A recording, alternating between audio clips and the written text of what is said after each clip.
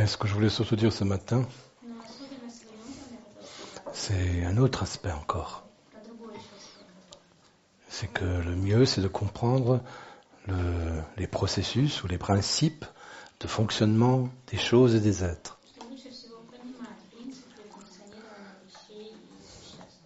Et une fois qu'on a réfléchi, peut-être médité, donc compris et intégré quelque chose, on n'y revient plus pendant longtemps.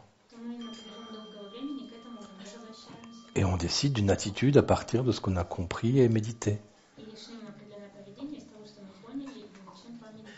Et plus on arrive à entrer en contact avec des grands principes, ou des attitudes, plus la vie est facile après. Si par exemple, je vis de façon ordinaire,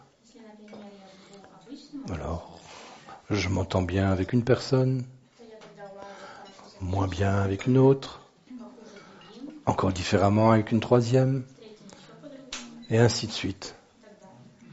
Et dans un cadre comme un système, comme une école, fait que j'ai des amitiés et des inimitiés. En fait, des situations constamment où il faut chaque fois que je me pose la question, comment je vais me conduire avec telle personne, puis avec telle autre, puis avec telle autre. Il est beaucoup plus simple de comprendre la nature des relations humaines et le but de ces relations humaines pour soi-même, et on prend une décision. Je me conduis définitivement de manière bienveillante et gentille et serviable avec tout le monde. Et c'est fini. Ça me permet à la fois d'avoir une ligne sans avoir à y revenir constamment. Je me conduis toujours avec tout le monde. Avec mes amis et avec ceux qui le sont un peu moins. Et je sais ce que je veux, je connais mes buts et je fais ça. Plus besoin de réfléchir, plus besoin de téléphoner à quelqu'un, lui envoyer des mails pour se réconcilier ou pour se disputer. Il n'y a plus rien de tout ça. C'est une ligne de haute qualité qui résout naturellement tous les problèmes. Et ceux qui ne se résolvent pas, je les prends sur moi. Ça, c'est la manière normale de fonctionner à un haut niveau. Tu vois ? C'est changer le mode habituel de fonctionnement ordinaire en adoptant des qualités, des attitudes supérieures.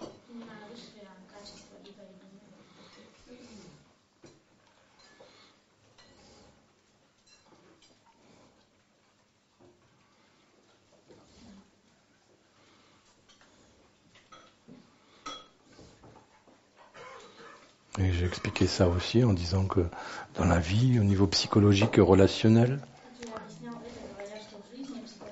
vous savez qu'on a toujours des problèmes. Avec l'un, puis avec l'autre, puis avec son fils, puis avec son père, puis avec sa sœur, puis sa tante, puis avec la boulangère, puis avec toutes sortes de gens tout le temps. Il y a tout le temps. Et soi-même, on a eu dans l'enfance toutes sortes de petits problèmes qui se manifestent à travers nos émotions négatives. Donc là aussi, on peut traiter l'une après l'autre. Et en plus, on peut aller voir un psychologue ou bien un euphoniste. Puis chaque fois payer pour une consultation. Et ça peut durer comme ça jusqu'à la fin de la vie. Et même encore 10 vies de plus. Parce qu'il y a toujours des trucs. Et là aussi, c'est simple. Si on décide d'une véritable ligne pour soi, on n'essaie plus de régler les 1000 petits problèmes qu'on a. On adopte une ligne extérieure et on n'en change plus. À condition que ce soit une ligne qu'on a réfléchie, sur laquelle on a médité, qu'on a peut-être partagé avec des amis. Donc une ligne de qualité spirituelle, avec ses attitudes. On l'applique. Et ce qui va se passer, naturellement, c'est qu'intérieurement, on ne va pas toujours être d'accord avec l'attitude extérieure. On aura toutes sortes de raisons et de justifications pour ne pas appliquer la ligne qu'on a décidée. Mais on l'applique quand même. Et on va remarquer qu'avec le temps, on va avoir de moins en moins de résistance intérieure. Et on va devenir de plus en plus clair dans sa tête. Tout va être de plus en plus clair. On verra immédiatement les situations, les problèmes. Il n'y a même pas besoin de chercher quelle attitude avoir. Puisqu'on sait qu'elle va être bienveillante, on va plutôt chercher la paix. Et si quelqu'un veut la guerre, on s'en va. La guerre. Oui, on s'en va. À moins qu'on ait les moyens de le calmer. Comme dans la cuisine, quelqu'un d'agité, on l'envoie sous la tente pour méditer un peu. Ou si soi-même, on a besoin de se calmer, on va soi-même s'asseoir sous la tente.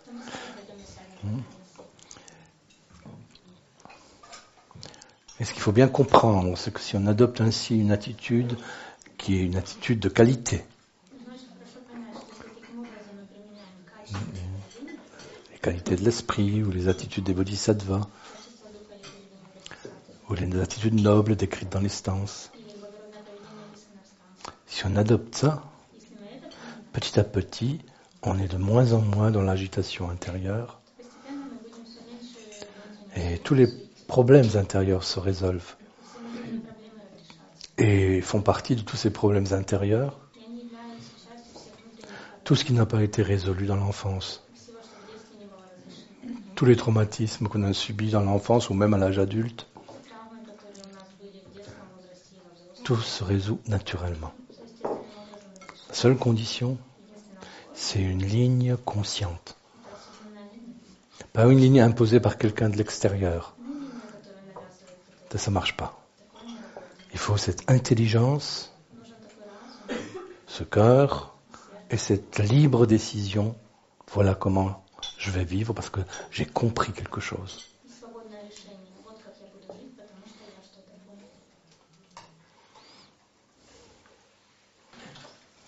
Et ceci ne fonctionne que si on l'applique. Pas si on l'écoute simplement. Ça ne marche pas. C'est pour ça que ça nécessite cette intelligence personnelle, ce temps de réflexion personnelle et surtout cette prise de décision personnelle.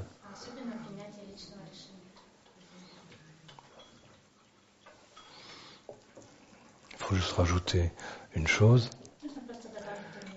c'est que parfois on va déraper.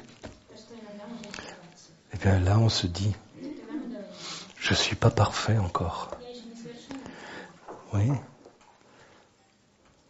Donc je peux encore évoluer en améliorant cette situation la prochaine fois. Et on ne se culpabilise pas. On n'est pas honteux. On ne se sent pas inférieur. Non, on n'est pas parfait encore. Presque. Oui. Et on corrige ce qu'on peut corriger. Et tout ça avec intelligence, ça veut dire clarté, et suffisamment d'amour pour soi-même et l'amour qu'on peut pour les autres.